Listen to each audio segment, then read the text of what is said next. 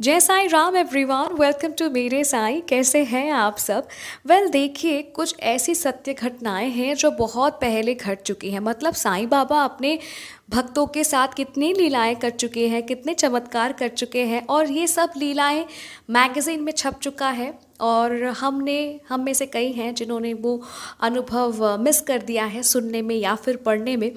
तो आइए, ऐसी ही एक साईं लीला आज आप सभी के साथ में शेयर करती हूँ। बात तो ये है कि साईं बाबा क्या कर सकते हैं, ये हमारे सोच के परे है। तो 7 के दशक के शुरुआत में आंध्र प्रदेश के गुंटूर के रिपाले में श्री वेमुरे वेंकटेशलू एक प्रमुख वकील थे, और उन्होंने अपना दिल और आत्मा साईं के चरणों में समर्पित कर दिया था। अब बाबा के एक उत्साही भक्त होने के नाते अदालत के छुट्टियों के दौरान वे साईं बाबा के प्रचार के लिए आसपास के गांव में जाते थे। ओके, तो एक बार क्या हुआ, वर्किंग डे था और वेंकटेश लू जी जो वकील थे ना, उनको किसी ज़रूरी काम से पास ही के गांव में जाना पड़ा। हालांकि उस दिन रिपाले में जिला मुंसिफ के अदालत में उनके तर्क के लिए एक दीवानी मामला पोस्ट किया गया था। अब क्योंकि वकील साहब को अर्जेंटली बाहर जाना था, इसलिए वे अपने अनुपस्थिति में सुनवाई के लिए किसी और के साथ ऑल्टरनेटिव व्यवस्था करने में असमर्थ थे। अंडरस्टूड? मतलब उनके जगह कोई और वकील प्रेजेंट होंगे, वो मामला लड़ेंगे, ये व्यवस्था वो नहीं कर सके। फाइन। इस घटना को जो मैं आप सभी को सुना रही हूँ, बहुत ध्यान से सुनेगा, ठीक है?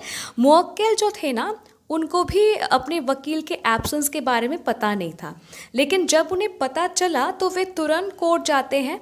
कोर्ट मतलब केस के एडजॉर्नमेंट के लिए, मतलब कोर्ट के पास रिक्वेस्ट करने गए कि आज का डेट जो है उसमें उसे पोस्टपोन कीजिए, क्योंकि मेरा जो वकील है वो शहर के बाहर है। ये रिक्वेस्ट करने के लिए उनके मुवक्किल कोर्ट में गए।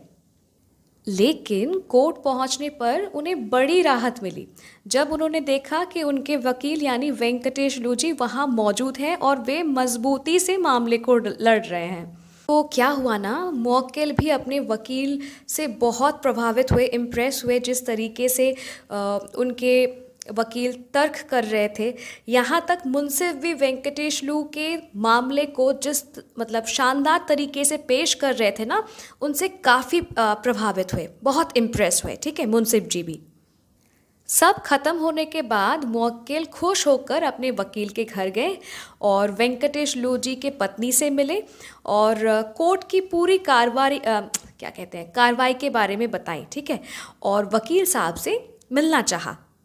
अब सब सुनकर वकील साहब की पत्नी भ्रमित हो गई और हैरान हो गई, क्योंकि उस दिन उनके पति यानी वकील साहब शहर में नहीं थे, शहर से बाहर थे। तो किसके बारे में मुवक्किल बात कर रहे हैं? और ये सब सुन के ना मुवक्किल भी बहुत भ्रमित हो गए और वो घर वापस लौट गए। अब क्या हुआ ना, अगले दिन हमेशा की तरह वेंकटेश लू जी कोर्ट पहुंचे और उनके साथ वकीलों ने उनकी जीत और उनके द्वारा पेश की गई शानदार दलीलों के लिए यानी आर्ग्यूमेंट के लिए फिर से बधाई देना शुरू कर दिया वेंकटेश लू जी को। तो सब कुछ सुनकर वेंकटेश लू जी खुद हैरान हो गए और उन्होंने अपने सहकर्मियों को ऑनेस्टली अपने एब्सेंस के बारे में बताया और ये भी बताया कि अर्जेंट काम से उन्हें बाहर जाना पड़ा था। वो एब्सेंट थे। ठीक है, जिस दिन के बारे में सभी उनको बधाई दे रहे थे ना, वो बताते हैं कि उस दिन वो थे ही नहीं, उनको बाहर जाना पड़ा था, वो थे ही नहीं। ये सब सुनकर सभी दंग रह गए और समझ नहीं आ रहा था उन लोगों को कि ऐसा कैसे संभव हो सकता है, क्योंकि सभी ने वेंकटेश लू जी को केस लड़ते हुए देखा है, सुना है। ठीक है, पर वेंकटेश लू जी को सब समझ आ गया और वे घर के ओर दौड़ के चले गए।